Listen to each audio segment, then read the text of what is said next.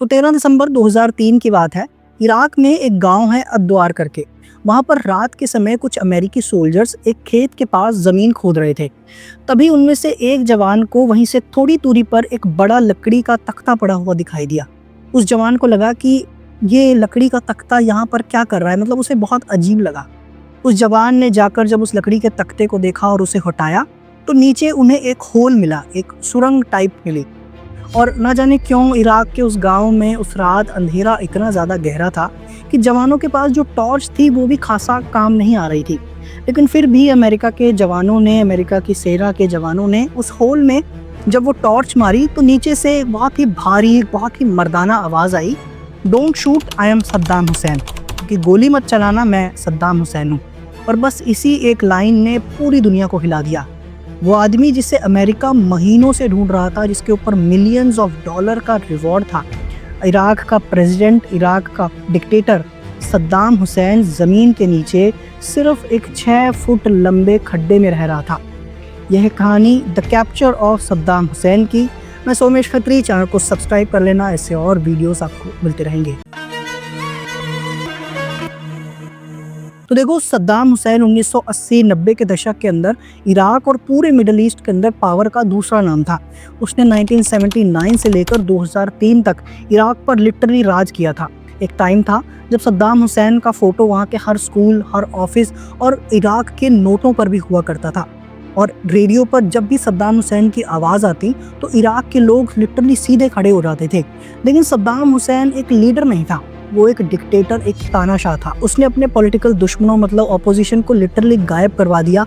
Kurd और शिया communities पर chemical attack करवाए। 1988 के अंदर हलाबजा मैसेकर के अंदर उसने हज़ारों लोग मरवा दिए। और सद्दाम हुसैन ने पूरी दुनिया को एक बहुत बड़ा मैसेज दिया कि I am Iraq, without me Iraq doesn't exist, कि मैं इराक हूँ और मेरे बिना इराक एग्जिस्ट ही नहीं करता। और फिर इस डिक्टेटर तानाशाह सद्दाम हुसैन की दुश्मनी हुई दुनिया के सबसे बड़े बिग बुली यूएसए के साथ। और अमेरिका और सद्दाम हुसैन के बीच पहली बार लड़ाई हुई 1991 में, फर्स्ट गल्फ वॉर, जिसके अंदर सद्दाम हुसैन ने कुवैत पर कब्जा कर लिया।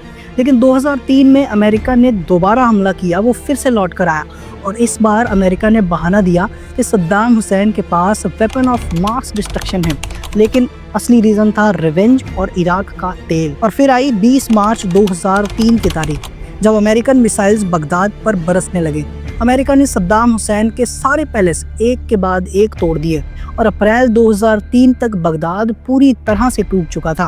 लेकिन सरप्राइजिंगली सद्दाम हुसैन वहां से गायब हो गया। लेकिन अब अमेरिका सद्दाम हुसैन को कहां छोड़ने वाला था, तो उसने सद्दाम हुसैन को नाम दिया हाई वैल्यू टारगेट नंबर 1। और अब दुनिया की टॉप मोस्ट वांटेड लिस्ट में सद्दाम हुसैन का नाम सबसे ऊपर था।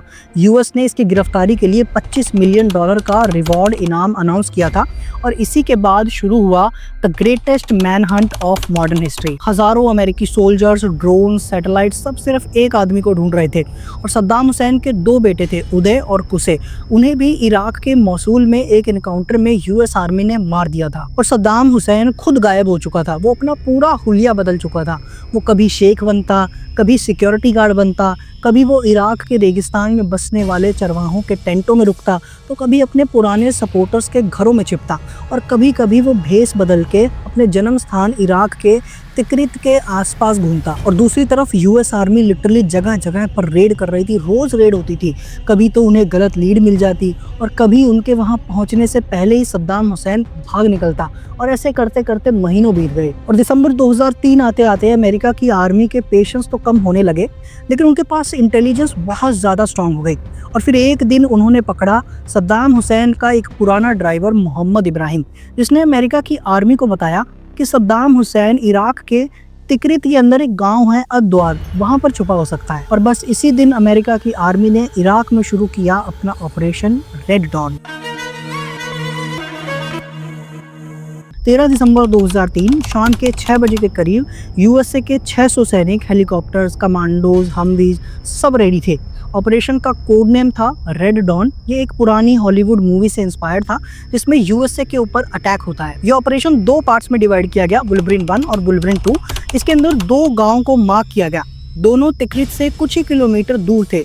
तिक्रित सद्दाम हुसैन का जन्म स्थान था। रात 8 बजे पहला रेड स्टार्ट हुआ। पहले घर में उन्हें कुछ नहीं मिला। दूसरे कंपाउंड में छोटी सी ज़मीन के ऊपर खेती हो रखी थी। अमेरिका की सेना के जवानों ने देखा कि वहाँ पर एक लकड़ी का तख्ता पड़ा हुआ था।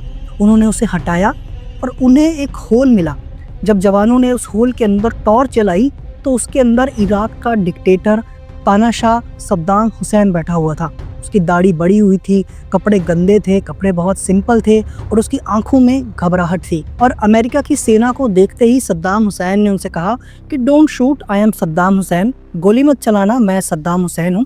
इसके पास एक AK-47 की राइफल थी, एक पिस्तौल था, $7.5 लाख कैश था। इसने कोई रेजिस्ट नहीं किया। एक स्माइल के साथ इसने अमेरिका की सेना को सरेंडर कर दिया। और जिस होल में सद्दाम हुसैन छिपा हुआ था उसे अमेरिका की सेना ने नाम दिया स्पाइडर होल। ये सिर्फ 6 फुट लंबा, 2.5 फुट चौड़ा था। इसके अंदर एक पंखा था, एक तार से बिजली थी और एक ड्राई फ्रूट का पैकेट पड़ा हुआ था। और इससे भी इंटरेस्टिंग बात पता क्या है कि सद्दाम हुसैन वहीं छुपा हुआ था जहां उसका जन्म हुआ था, इराक के तिक्रित में। सोचिए, एक आदमी जिसके पास इराक में हजारों पैलेस थे और आज वो जमीन के नीचे एक होल में छिपा हुआ था। फिर सद्दाम हुसैन को अरेस्ट करने के बाद उसे वहां के बेस कैंप ले जाया गया, जहां उसका मेडिकल टेस्ट हुआ, DNA टेस्ट हुआ और उसके अंदर कंफर्म हुआ कि yes he is Saddam Hussain. और फिर अगली सुबह अमेरिका की रिप्रेजेंटेटिव पॉल ब्रमर ने एक प्रेस कॉन्फ्रेंस बुलाई जिसके अंदर उसने सिर्फ 3 वर्ड्स बोले, ladies and gentleman, we got him, कि देवियों और सज्जनों, हमने उसे पकड़ लिया है। और पूरी दुनिया की हर एक अखबार में यही एक लाइन हेडलाइन बनी। टीवी पर बार बार वो वीडियो चला जिसके अंदर सद्दाम हुसैन एक चेयर पर बैठा है और एक डॉक्टर उसके दांत चेक कर रहा है। बगदाद के कुछ इलाकों में कुछ लोग नाच रहे थे। सद्दाम हुसैन के सपोर्टर्स चुप थे। कुछ लोग कह रहे थे कि ये इंसाफ है और कुछ लोग कह रहे थे कि ये USA का बदला है। सद्दाम हुसैन को ढूंढने में अमेरिका को 8 महीने लगे, लेकिन जब वो मिला तो किसी महल में नहीं, एक होल में जमीन के नीचे। किस्मत भी कितनी अजीब चीज है ना। एक आदमी जो लोगों को कब्रों में डालने के आदेश देता था, आज वो खुद एक जमीन के नीचे एक खड्डे में छिपा हुआ था। पर कहानी यहीं खत्म नहीं होती है। सद्दाम हुसैन के कैप्चर के बाद हुआ उसका ट्रायल और फिर उसका एग्जीक्यूशन, और वो पार्ट तो इससे भी ज़्यादा इंटरेस्टिंग है। और तब आपको पता चलेगा कि सद्दाम हुसैन का अंत इंसाफ था या बदला। मैं सोमेश खत्री मिलता हूँ आपको अगले वीडियो में, Saddam Hussain the trial and execution. तब तक आप कमेंट्स में बताना कि आपको क्या लगता है, सद्दाम हुसैन के साथ सही हुआ या गलत।